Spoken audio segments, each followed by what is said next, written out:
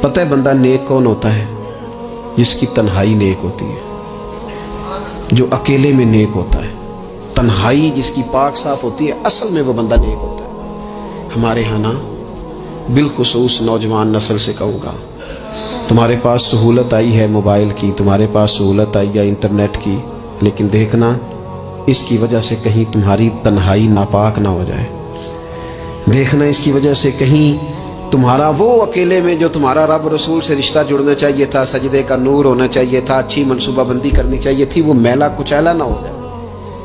تنہائی جس بندے کی پاک ہوتی ہے وہ نیک ہوتا ہے۔ محفل میں تو ساری اچھی اچھی باتیں کرتے ہیں، محفل میں تو سارے لوگ ہی نیک ہوتے ہیں۔ بالخصوص نوجوانوں، میری آپ سے بڑی درد مندانہ اپیل ہے، اپنی تنہائی میں نا رب کی بارگاہ میں حاضر ہو، اچھے ارادے کرو، اچھی منصوبہ بندی کرو، لمبی دعائیں مانگو۔ اکیلے جب ہو تو پھر نہ وضو کر کے رسول پاک کی بارگاہ میں درود و سلام پڑھو، دلوں کو قوت ملے گی، حافظے مضبوط ہوں گے، تمہارے چہروں پر روشنی آئے گی۔